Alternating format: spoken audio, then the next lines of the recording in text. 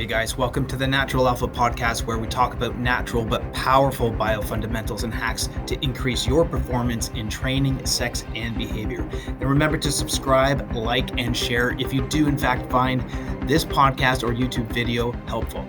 All right, guys, thanks a lot. Let's get back to the show. Okay, welcome back to the show. So today we're going to be addressing the transgender issue in Canadian powerlifting specifically. Number one, that's just where I am. And number two, that's where we find that there's the most controversy right now. So in case you didn't hear it before or see it, there's been a video going around of a Canadian transgender athlete named Anne Andres, and she was sort of shitting on female powerlifters. Now, this is a male, a biological male, who is competing as a female. And in her video, and I'll be respectful and call her for the sake of this, and I'll show you where we can still be respectful, but also still be truthful and respectful to our other biological female athletes. So the video is her, and I'll pull it up if I can, but it's her just coming down and really talking some nonsense, and she really shows her lack of intelligence. And I don't mean that as an insult, but when you say, I don't understand why females suck so much at benching, that's what the video is. It's just her saying, it's talking about bench and why females aren't good at bench, and she doesn't understand why, because she's so strong. Well, obviously, it's because you're a man, and men have a clear biological, structural advantage over women in upper body strength. That is just a fact, and I'll show you some ridiculousness that's coming from our ethics committee in our sport too. Why is women's bench so bad? I mean, not compared to me. We all know that I'm a tranny freak, so that doesn't count. And no, we're not talking about Mackenzie Lee. She's got little T-Rex arms, and she's like 400 pounds of chest muscle, apparently. I mean, standard bench in powerlifting competition for women, I literally don't understand why it's so bad. But anyways, so that's what's been going on. And then in our the Canadian Centre for Ethics in Sport, and I'll try to pull this up too, they've just did a post on Instagram, and I'll read this out quickly. It says, a new first-of-its-kind scientific review of transgender women in elite sport was recently published. Here's what you need to know. Okay, tell me. All right, if you're still watching or listening, then you must be enjoying the content. So please go ahead and hit that subscribe button. It's really going to help me help other guys just like you with my content and grow my channel. All right, guys, let's get back to the show. Biomedical factors related to male puberty, like lung size or bone density, do not predict athletic performance. Wow, I didn't know that. I thought it did. I guess I'm stupid.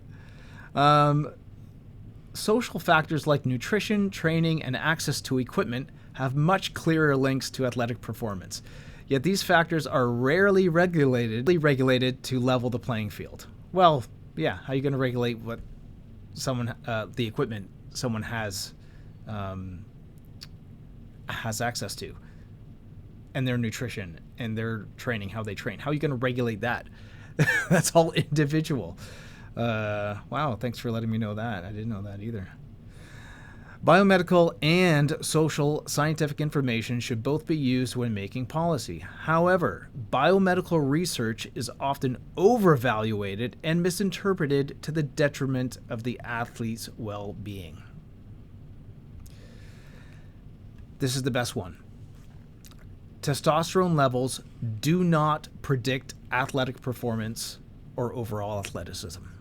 This is the stance of the Canadian Centre for Ethics in Sport. Keep that in mind. And this is a thing that us as powerlifters and then the Canadian Powerlifting Union have to We have to take a test every year. It's not even a test. It's this thing we need to sit through and watch and answer questions saying, we're good athletes. We don't believe in drugs, by the way. We don't believe in taking testosterone. Wait, because testosterone is a steroid. But testosterone levels do not predict athletic performance or overall athleticism. It's funny how they say that, but then in the test that we take, we're supposed to not take testosterone as a performance-enhancing drug. I don't know. Other social factors like coaching, time to train, and access to equipment contribute to performance far more than testosterone does. Well, I'm sure all of that, of course, it does contribute. Like coaching, time to train. Yeah, if you have zero time to train, you're not going to be that strong. And zero coaching, yeah. And access to equipment. You don't have the equipment to train. Well, of course, like what kind of a statement is that? Just ridiculous. Anyways, let's go to the Canadian Powerlifting Union transgender policy. Okay. And I'll just read the highlighted overall summary of the policy here. Based on the background and the available evidence of the expert working group, and this is a group that the Canadian Powerlifting is just identifying with, they feel like trans athletes should be able to participate in the gender with which they identify, regardless of whether or not they have undergone hormone therapy. Exceptions could be made if a sport organization is able to provide evidence that demonstrates hormone therapy is a reasonable and bona fide requirement. Now, this is important to realize that this is not in line with the International Powerlifting Federation's guidelines. It's in direct violation of the IPF's guidelines, of which the Canadian Powerlifting Union is supposed to be affiliated with. So we're actually not in line with the IPF regulations anymore. I don't know how we're still actually sanctioned with them. It's ridiculous. So that statement basically says that I, as a man, well, beard and everything, I can just say that I identify as a woman, and then I can compete in women's sport, in women's powerlifting. That's basically what it says.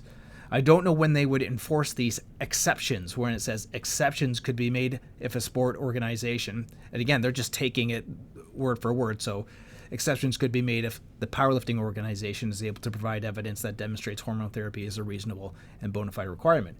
But in general, the Canadian Powerlifting Union is just saying that any man can simply say that they can just verbalize that I identify as a woman. That's it. And we can compete as women. Now, why is all this stuff so bad? Because in today's day and age, inclusiveness seems to be the trending way to go, especially for the left. Why do we even have categories in the first place in sport is why we need to ask. And I'll just stick with powerlifting. So in powerlifting, you have three main categories. You have your age, your weight, and your gender. Okay? So age, weight, and gender. Why do we even have those at all? Why do categories exist in the first place? And it goes to the very fundamental underlying principle in sport, which is fairness. And now we're getting redefinitions on words. We're actually redefining the truth, or trying to redefine the truth, but people still have working brains and they just say, no, that's not the truth. And this redefining of the truth is that inclusiveness is fairness. Here's why it is the exact opposite of fairness. What categories do is they help level the playing field to keep it fair. Okay? So age. So that's like me saying, okay, I'm only 46, but I identify as an 80-year-old. So I want to compete in the Masters 4. Right? Is that fair? Well, it would be inclusive. Isn't that a good thing? Is it fair? Weight category. So let's look at this category. I'm a 93 kilogram lifter. But what if I wanted to identify as a 66 kilogram lifter? I identify as a 66 kilogram lifter. Is that fair? Well, it would be inclusive. So is inclusiveness fair? It's exactly not fair. You have to look at what the categories do and what they actually mean and what they do for the sport. And what they do for the sport is keep things fair. So let's look at the gender category. Why is there male and female? It's the same thing. It's the same thing. It's to keep it fair. But in this, I don't even know what to call it, quest for inclusiveness, we are completely denying biological truths in order to fit in because we think this is the way to go. And when I say we, I use that term very lightly because obviously it's not me and anyone who I've ever talked to in the sport. And this is what we need to realize is that we are the sport. The very few at the top are not. Okay? It is us.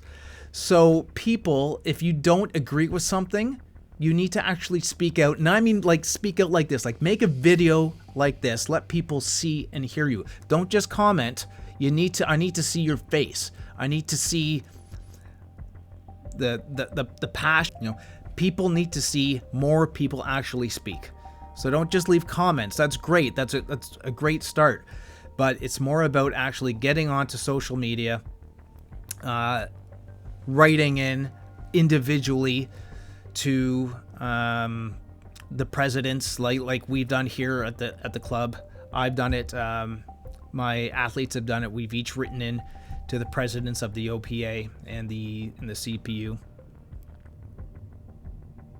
So what does all this do to the biological women, the women who have built up women's presence in the sport of powerlifting?